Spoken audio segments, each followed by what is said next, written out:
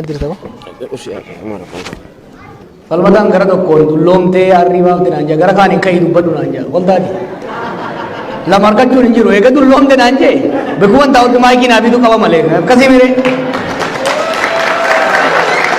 Nu caalaa waan guyya guyyaan Oromiyaaf Oromoo keessa deddeemaa ture isintu beeka. Wanni haaraa isinitti himnu hedduun jiru. Hoggaa rafnee kaanu maal dhageenya laata? Maaliifi biitii har'a biraa rafne boru waan biraati. Haala kana keessa jira. Kana maaltu fide? Rakkoon amma dura biyya san keessa mudattu zamana nugusaa isaa taatu zamana kaan wallaalatu fide jechuu dandeenya. Doofummaa duubatti hafummaatu fide ignoraansii fide jechuu dandeenya. Rakkoo dhaloota keenya keessattuu waggaa afran dabre kana dhufe wallaala miti kan fide. Muuxannoo keenyarraayis muuxannoo biyyoota addunyaarraayis hubannoo guddaa qabna akka ummataatti biyya sanitti. Hoggansi biyya sanii rakkoo beekumsaan qabu. Osoo walitti himnu osoo addunyaan nutti himtu biyyaaf ummata rakkoo keessa seensifne jechuudha.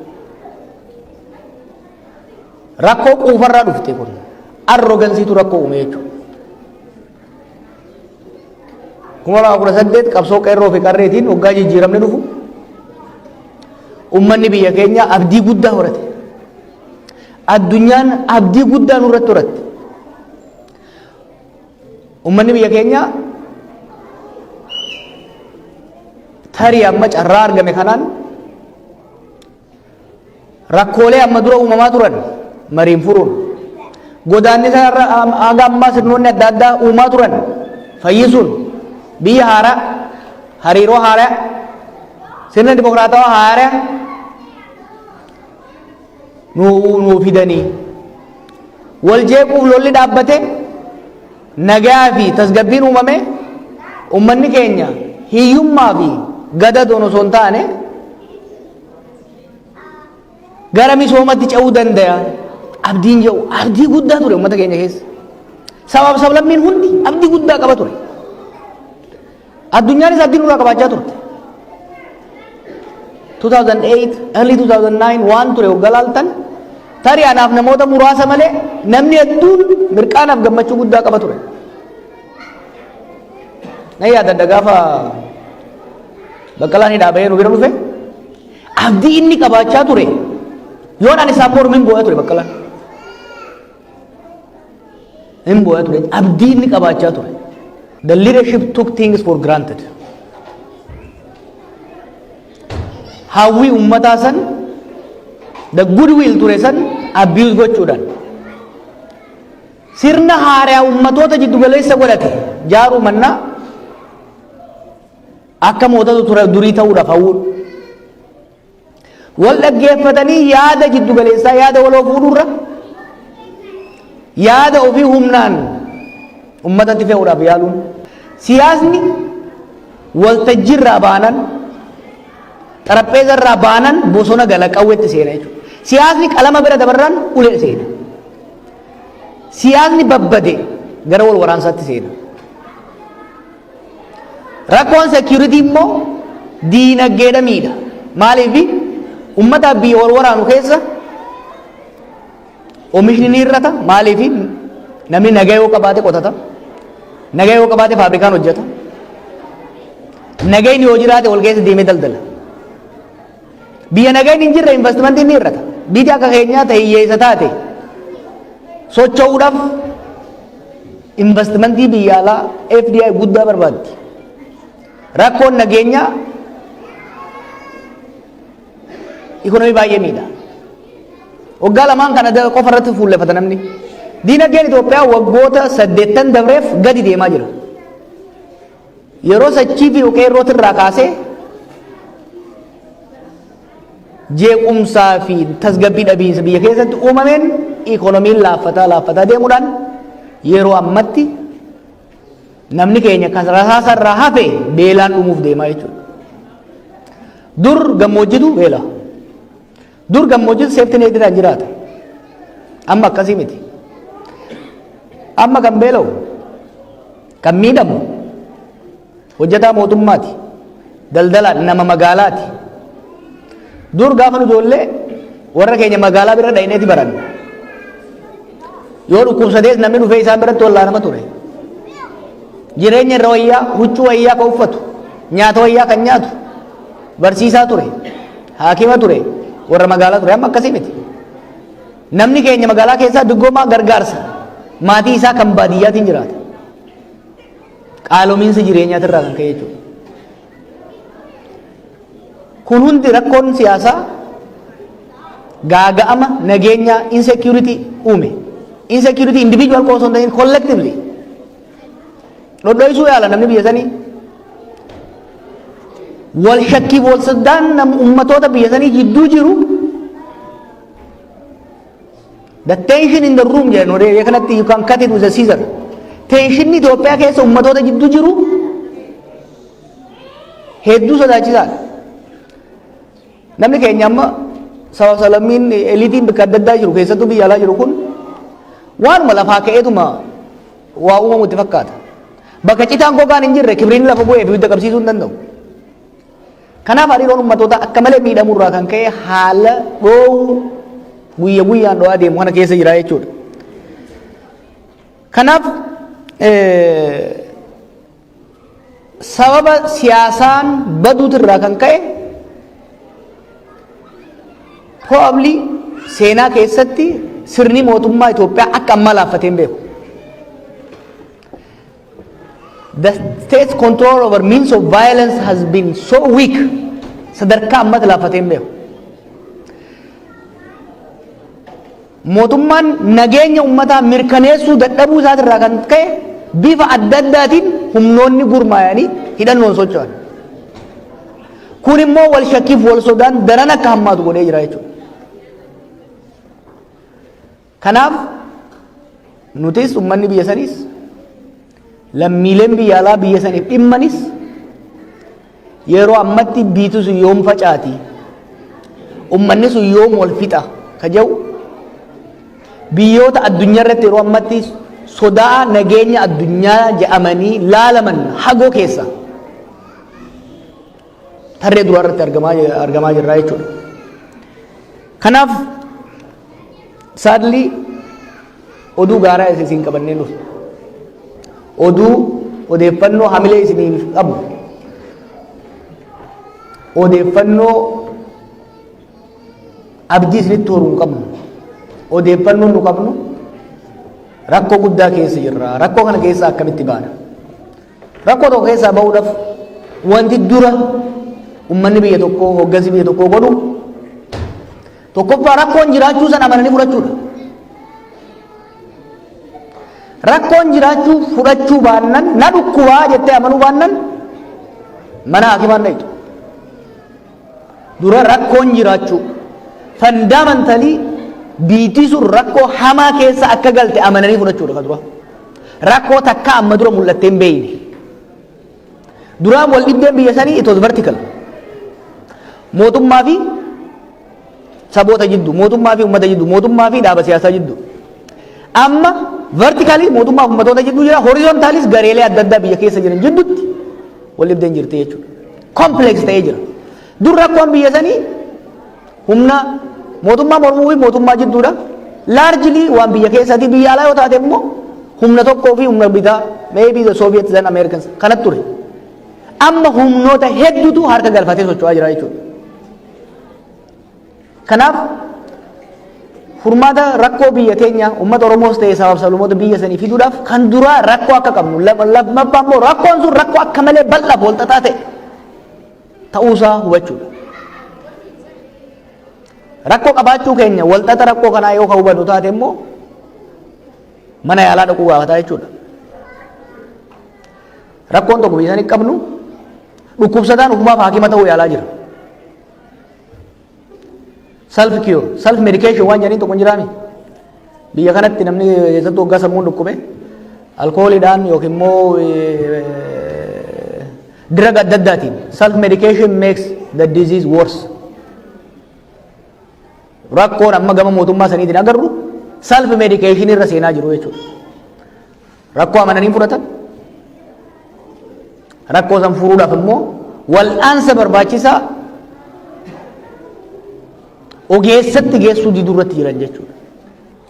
Ogeessatti geessuu. Ogeessi yoo argee maal godhuu qaba? Diagnosis sirrii ta'e fiduudha qaba. Ka'umsi rakkoo kanaa tokkoffaa waggaa 4 dura kan dabalee miti. Waggaan 4 irraa kun itti hammeesse. Mana yaalaa dhayite namni tokko dhukkubsatee mana yaalaa waggaa dhaqe wrong prescription yoo kenniteef itti hammaataa deema. Itoophiyaan akkas taate. Biyyi bu'uurumarraa rakkoo qabaachaa turte. Bu'uurumarraa hariiroon ummatoota jidduu jiru sirna cunqursaatiin wal caalmaan disparity waan uumameef socio economic and political disparity waan uumameef waggaa 4 irraa hojiin keenya kan ta'u malee disparity san inequality jiru sirna sirreessuu danda'u jaaruu qabna turre. But we gave it a wrong prescription. Adeemsa imaammata tarsiimoo inumaatu rakkoolee dhibee biyya sanii hammeessutti seenne jechuudha. Sirna abbaa irree hawwuun, sirna federaalizimii diiganii sirna jiddu galeessaa ijaaruudhaaf yaaluun, biyya haaraa, yaada haaraa, hariiroo hawaasaa new social contract ijaaruudhaaf yaaluu mannaa akka kaleessatti sirna kaleessaa'u rakkoo nutti ta'e, sirna kaleessaa'u dhibdee nutti ta'e, adeemsa kaleessaa'u dhibdee nutti ta'e adeemsuudhaaf yaaluun rakkoo uumee jira jechuudha. Kanaaf furmaatatti deemnee yoo jennu taate rakkoo akka qabnu rakkoon keenya immoo maali kan jedhu adda baasanii deemu. Sadarkaa amma irra jirrutti rakkoon furuudhaaf yaaluun ibiddaan dhaamsuudhaaf yaaluun daran ibiddaan meeshaa deemaa jira. Rakkoon siyaasaa dubbiin biyyattii dhimmi biyyattii waltajjiirraa bahee afaan qawwee bosona akka seenu godheera. Ammas qawween hin furayyanii deemuun dogongora guddaadha. Kanaafi nuti kan jechaa jirru mootummaanis kan jechaa jirru dippiloomaatota agarruutti illee kan jechaa jirru rakkoon security rakkoon wal waraansa Itoophiyaa keessaa sirni siyaasaa baduudha. Rakkoo security san securitization dabalaa deemuudhaan furmaanni nuuf hin danda'u. Kanaaf humnoonni wal waraanan gara nagayaatti deebi'uu qabani. Mootummaan biyya baraaruu yoo kan barbaadu taate humnoota wal waraanaa jiran kana wajjin gadi taa'ee mari'achuu qaba. Kana har'a miti. Wal waraansatti osoo isaan hin seenin tarii sababni tokko itti hidhamneef lolatti seenaa jirtu lolarraa dhaabadhaa. Filannoo yeroo godhuu deeman san filannoon kun biyya kana lolatti galchaa dhiisaa duraa mari'annu jecha ture. Gaafa lolli Tigraay eegalu lolli kun hin baasu humnoon lolachuun lola dhaabanii maritti haaseenanii jedhu. Gantoota jedhamne. Manedhaa keessa turre manedhaa keessas teenyee mana murtiittis kana jechaa turre akka paartiitti illee jelloo kana fudhannee sochoone. Tarii paartii tokko immoo lama kan lola mormee kaafaa oola. At great risk yeroo sanitti lola mormuu jechuun nama abaarsiisutti nama fannisiisutti mormini. Deemee namni kumaatamaan erga dhume booda humnoonni lamaan kaaba Itoophiyaatti wal fixaa turan lammiilee hedduu erga ficcisiisanii qabeenya hedduu erga barbadaa'e booda amma gara mariitti seenaa jiru. Bareedaadha garuu gahaa miti. Saffisaan gara rakkoo siyaasaa biyya sanii rakkoo siyaasaa wal isaan dhabsiisan furuutti political negotiation seenuu qabu jechuudha. Kaaba Itoophiyaa qofa irratti fuulleffachuun immoo gahaa miti. Rakkoon Oromiyaa keessa jiru kan Beenishaangol keessa jiru kan naannoo adda addaa jiru iprideets kan kaabaa sanuu dursa. Gama kaabaa qofa irratti fuulleffachuu osoo hin taane Oromiyaa keessattis kibba keessattis humnoota wal lolaa jiran wajjin gadi ta'anii mari'achuun dirqamaa jennamu. Gadi ta'anii mari'atanii gara nagaya buusutti deebi'uu baannan rakkoon hawaasummaa, rakkoon diinagdee, rakkoon siyaasaa, rakkoon security biyya faalaa jiru. Amma waan amala ta'e tokko jira biyya sanitti hoggaa namni dhume qofa uuyyaa namni dhumuu ittuma bu'a kana hanga wal waraansi hin dhaabannetti wal waraansi biyyattii boolaa jiru kun hanga hin dhaabannetti ilmaan namaa dhumuu dacha dachaan dabalaa deema malee hin dhaabatu. An akka kiyyatti nama dhumaa jiru qofaaf boo'uun sirruma ta'e sababoota dhumaatii kana fidaa jiran furuu irratti fuulleffachuu baannan bu'aa guddaan hin dhufe jedhee yaadu jechuudha. Kanaaf fuulleffannaan akka kaafaa'uttis akka walgasaattis nuti qabnu tokkoffaa wal waraansi dhaabbachuu qaba. Gara ceasefire deemanii dubbii gara waltajjiitti deebi'uu qabdi. Wal waraansa kan fide waltajjiirraa dhiibamuu fi wal dhiibuudha. Gara waltajjiitti deebi'uu qabdi jenna. Akka Oromoottis Oromoo jidduttis waltajjiitti deebi'uu qabdi. Sabaa sablammoota biyyattii jidduttis waltajjiitti deebi'uu qabdi. Waltajjiitti deebi'uudhaaf ammoo humnoonni wal waraanan qaama sadaffaa irratti walii galaniin mariif dhiyaachuu qabu. Erga isaan lola dhaabanii booda nus itti dabalamne ambana maaltu rakkoo tanatti dhufide ambana maaliif wal finne bakka tamitti walitti dabne eenyutti dabre ka jedhu san mari'achuu barbaachisa. Negotiate gochuudha barbaachisa jechuudha. Hariiroo haaraa sabootaa fi biyya ummatoota jidduutti uumuudhaaf madaa kaleessa fayyisanii madaan biraa akka hin uumamneef karaa uumuudhaaf mariitti seenuu barbaachisa. Yoo kan hubannu taate biyya diigamte misooma diigame deebinee ijaaruu irratti fuulleffachuu dandeenya. Amma fuulleffannaan gara mootummaatiin jiru saffisanii gargaarsa biyya alaa argachuudhaaf yaaluudha. This is not going to happen. Gargaarsi guddaan biyya alaatii dhufuu baannan kasaaraan gammaa kana jalaa ba'uun hin danda'amu. Diinagdeen kufaa deema. Diinagdeen kufaa deemne jechuun rakkoon biyyattii daran dabalaa deema. Kanaaf ceasefire, bargain and negotiation, reconstruction, deebisanii ijaaruu, reconciliation, ummanni walitti fayyuu, hoggansi walitti fayyuutti deemuu qaba jennee taphanna. Kana gaafachaa akka kaafaa'utti kana qofa gaafachaa hin jirru hojii hojjechaa jirra. Teenyee xiinxallinee jirra. Ce'umsa sadan dabre kana keessatti ummanni keenya gahee guddaa taphataa ture. Sirna nugusaa buusuu irrattis, sirna darguu buusuu irrattis, sirna yaadee buusuu irrattis gahee guddaa taphate. Ce'umsa kana hunda keessatti garuu qalbiin isaanii cabe. Tarii qalbii cabni guddaan kan yeroo ammaa kana yoo ta'es. Waa'ee maaliif yeroo carraan uumamu hundumaa yeroo aarsaa meeqaan jijjiiramni dhufu hundumaa jijjiirama san kaapitaalaayiz goonee akkaataa dantaa saba keenyaatii fi dantaa sabaaf sablammootaa wal simsiisee deemuu danda'uun maaliif deemuu dadhabne jennee waggaa xiinxallinu sababa tokko guddaa jennee kan agarre Oromoon jaarmaya jabaa isa fakkaatu isa madaalu hoggansa ititaa imaammata ifaa fi sirriitti qulqullaa'ee qophaa'e qabaachuu dhabuu isaati. Kanaaf akka kaafaa'utti maal haa goonu jennee waggaa mari'annu jaarmaya jabaa ijaaruu kan jiru irratti hojii eegallee jirra jechuudha. Jaarmaya Oromoo fakkaatu, jaarmaya hoggansa ititaa qabu, jaarmaya sirna mormuu qofa irratti osoo hin ta'in sirna ijaaruu maaliif amma ekspertii taaneerra. Sirna kuffisuu irratti amma ekspertiidha. Wanni nuti hamma sirna kuffisuu duraan maal nuun jechaa turan. Mootummaan shimbirroo miti kuffisuu hin dandeessanii, mootummaa kuffisuu hin dandeessanii. Amma namuu harka kenneera akka nuti mootummaa jijjiiruu dandeenyu.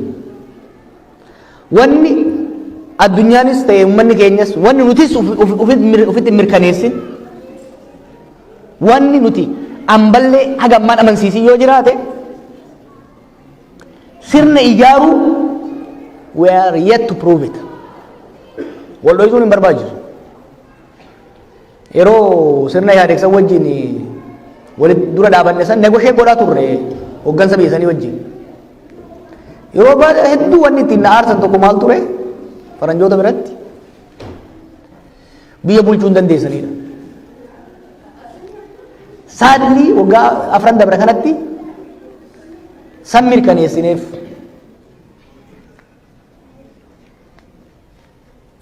bulchuudhaaf hin qophoofne kan jedhu san mirkaneessineef jechuudha. This is fact. Marsaa itti aanu we will have no excuse. Yoon qophaa'in ilma dhufa mootummaan ilma dhufaa ilma deema. Yoon qophaa'in garuu paawar vaakiyoomii uumamu sanitti fayyadamanii sirna dimokiraatawaa, sirna federaalawaa ijaaruudhaaf hawwii qofaan haqa qabaatan qofaaf hin ta'u. Sirna qophaayaa qabaachuu barbaachisa jechuudha. Kanaaf immoo jaarmaya ijaaruu barbaachisa. Jaarmaya hawaasaa, jaarmaya siyaasaa, jaarmaya diinagdee gahaa ta'ee kan aangoo qabachuu qofa osoo hin ta'in tokkoffaa aangoo waggaa qabate aangoo itichuu danda'u. Power consolidation. Lammaffaa aangoo san immoo dhugeeffachuu legitimize gochuu danda'u ijaaruu qabnaa jechuudha. You ascend to power, you consolidate power, you legitimize that power. Amma bar sirni amma jiru kun sirna abbaa irreetu ta'uu hin dandeenye. Sirna abbaa irree sirnaatu sirni dimokiraataa ca'uu dhiisati. Kanaaf ce'umsa itti dhufu irratti that is lolli kun dhaabatee wal waraansi hafee wanti biyya jamtu yoo itti fuftu taate dantaa saba keenya, dantaa uummata keenya akkasumas immoo dantaa olloota keenyaaf sabaaf sablammoota biyya tokko keessa jirru san wal kabachiifnee wal simachiifnee deemuu yoo ka barbaannu taate jaarmaya cimaa sirritti qophaa'e ijaaruu danda'uudha qaba. Kana irratti tattaafachaa jirra. Jaarmayni cimaa kun kiraayiteriyaa qabu maal qabaachuu qabu? Hoggansa itti ol hubannoo qabu. Gahumsa qabu. Gahumsa san immoo horatu. Uumamaan namni dandeettii qaba hoggansi. By nature. Sun gahaa miti nurture godhamuu qaba. Hoggansa Oromoo Oromiyaa fakkaatu. Hoggansa dandeettii qabu erga finne booda dandeettii isaa san immoo capacity isaa ijaaruu irratti hojjechuudhaaf karoorfannee irratti deemaa jirra jechuudha. San qofaa miti caasaa gad diriirsuu. Paartiin nuti ijaaraa jirru paartii sirna kuffisu qofa osoo hin ta'in paartii imaammata nageenyaa, imaammata diinagdee, imaammata hawaasummaa viable realistic alternative ijaaruu qabna jechuudha. Governance, governing party, governing organization ijaaruu kanarratti hojjetaa jirra jechuudha. Kun hojii laafaa miti. Anis gara paartii kanatti kan hin seeneef Baqqalaanis xurataa ba'u malee jedhee nu sodaachisee akka keessa taa'uuf kan itti cichaa jirruu fi ummanni keenya waan ce'umsoota sadan dabre kana keessa dabreerraa baratee gaagaamni akkasii akka irra hin geenye gumaata keenya baafne jaarmaya cimaa tokko ummata kanaaf ijaaruu qabna jenneet tattaafachaa jirra. Tattaaffii kanaan itti milkaa'aa jirra. Daran immoo hojjenna. Isinirraa maal eeyna? Tokko akka nu hubattan barbaanna. Nuti kaafaa'oodha. Paartii seeraan galmaa'ee biyya san keessa socho'u. Waggaa 25 achi jirra. An waggaa 2 eeganii dabalamee ati waggaa 12 ga'uun oolu. Marraan waggaa 25 keessa jira. Amma immoo hoggansa haaraa asitti daballee kan jirus wal simsiifnee gara fuuldura socho'uudhaaf tattaafataa jirra. Haala jiru keessatti haala qabatamaa keenya, haala qabatamaa mooraa keenya keessa jirtu, haala qabatamaa biyyii fi addunyaan keessa jirtu laaluudhaan we are trying to carve a space. Kanatti akka nu hubattan. Lammaffaa waan dandeessaniin du'aa irraa kaasee akka nu gargaartan barbaanna. Hunda caala maal isin irraa barbaanna beektaa? Doolaara keessanii caala. Nu gargaaru waan hunda caalaa taasisa secondarii. Akka wal taatan barbaanna nu. Hawaasa keessan cimsadhaa. Jaarmaya keessan cimsadhaa. Hawaasa keessa yoo cimsattan, jaarmaya keessa yoo cimsattan, akka namatti yoo hojjetattan, teessas immoo biyya hojiiti. Yoo hojjetattan, walii jidduu keessan tokkummaan jaalalli yoo ka jiraatu taate, gaafa taaziyaaf, gaafa cidhaa, yoo walitti kan dhuftan taate, nama rakkatee yoo rakkoo qabaaftan taate, yoo ka walii obsitan taate, yoo ka wal dandeessan taate, Oromoo fi Oromiyaan guddaan isiin daasporaa irraa eegi yeroo mara kan hin jiru. Wanni daasporaa irraa Oromoo fi Oromiyaan barbaadu inni guddaan dhugaadhaan qaalomina jireenyaatiin doolaara keessan isin barbaanna soban qabu. San caalaa garuu what we really need from you is unity. Do not export toxic politics nutti. May imagine ummata halkanii guyyaa dhumu ka hidhaddararamu ka waan nyaatu waan uffatu hin qabne asirraa gandummaa waggaa itti gadi facaaftan hiraara waggaa itti lallabaa ooltan. Starving people nama du'aa jiru nama dhumaa jiru at least hamilee isaa eeguu fi danda'uu qabna jechuudha. Anama daasporaa miti kanaafuu akka warra biyyaatti isinitti hima. Kanaafuu tokkummaa teessan cimsaa hojjetadhaa wal obsaa waliin jabaadhaan jaa amma immoo halaqaa kiyyattan kennaka wayyuu ne